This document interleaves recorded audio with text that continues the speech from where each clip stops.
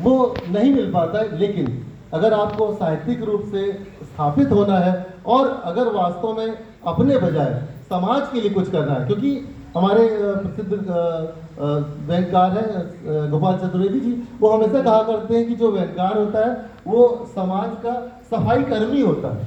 आप विसंगतियों पर पोछा लगाते हैं, विसंगतियों को साफ करते हैं। जी जी जी। तो ये बहुत बड़ी चीज़ है कि आपको एक अवसर मिला है कि आप इस पर अपनी कलम चला सके। मतलब क्योंकि ये है अपने कि आप को अन्य साबित जो करना तो बहुत जी, जी, आसान बात है। बिल्कुल। आपने कुछ चटकारेदार या श्रृंगार रस की कुछ कविताएं लिख दी जिसमें लोगों को आनंदित हो गए लोग, लेकिन जब हम समाज की बुराइयों पर बात करते हैं तो आप वास्तव में आप एक सोशल सर्विस भी कर रहे होते हैं।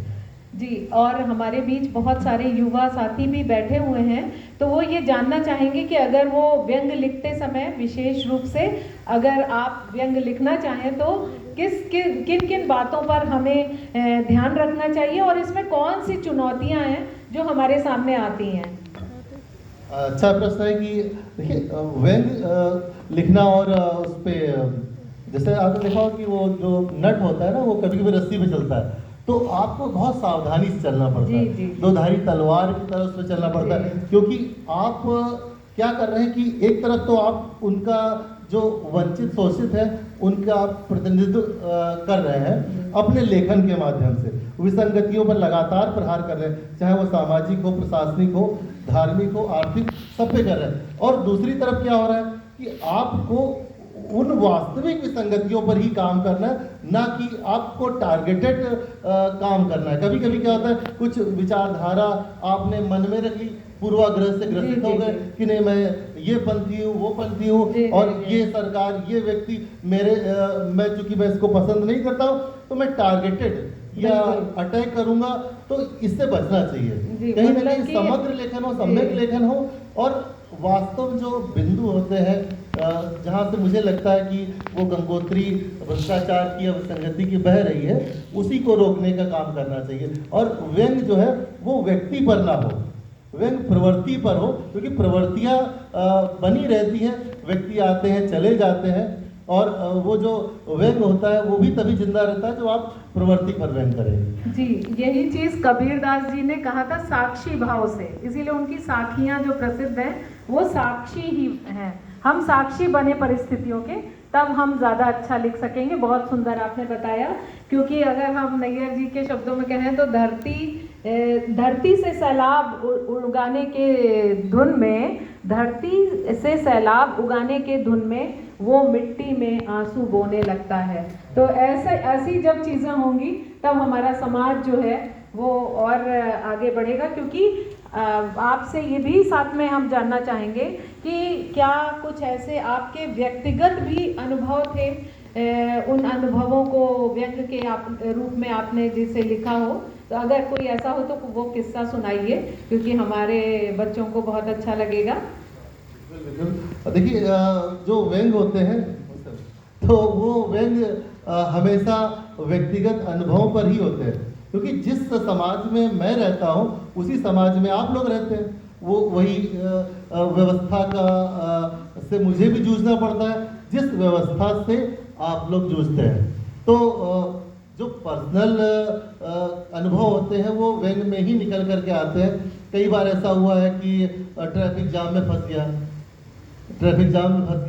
गड्ढे में गाड़ी चली गई, तो ये सबके साथ होता है, और ये जब होता है तो कहीं ना कहीं से व्यंग निकल करके ही आता है। ऐसी आपकी क्योंकि अभी हम लोगों के पास समय भी अपना सीमित है, और हमारे बीच में हमारी दीदी भी आ चुकी हैं। आपको प्रणाम। आपकी मैं जानना चाहूँगी अलंकार जी आपसे कि आपकी भविष्य की क्या योजनाएं हैं।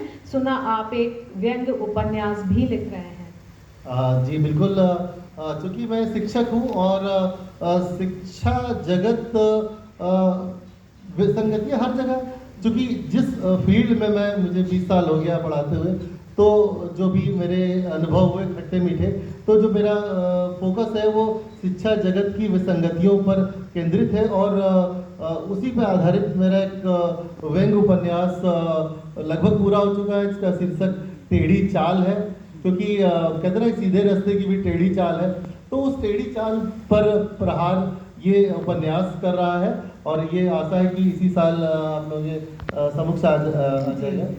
जी बहुत बहुत आपको धन्यवाद कि आपने हम लोगों को इतनी सारी बातें बताई अपने व्यंग के अनुभव, और साथ ही साथ हमारे लिए आप प्रेरणा भी हमारे बच्चों के लिए बने हैं। और व्यंग विधा में इसमें बहुत सारे लोग हमारे बीच ऐसे होंगे जो आपसे प्रेरित होकर के आगे रचनाएं करेंगे, क्योंकि मैं ये कहना चाहूँगी कि ऐसी ततैया हमारे यहाँ पीले रंग की एक होती है जो काट लेती है तो बहुत दर्द देती है, तो वो ततैया और बरैया जो है पाठकों को फिर से काटने के लिए आएगी आपकी रचना के माध्यम से। और सुनिए, आपने जो ततैया बरैया नाम लिया, अब ये पता नहीं कोइंसिडेंस है क्या है कि एक प्रसिद्ध पत्रिका है लखनऊ की अट्टहास, मैंने उसमें 5 साल तक ततैया बरैया नाम का कॉलम लिखा है।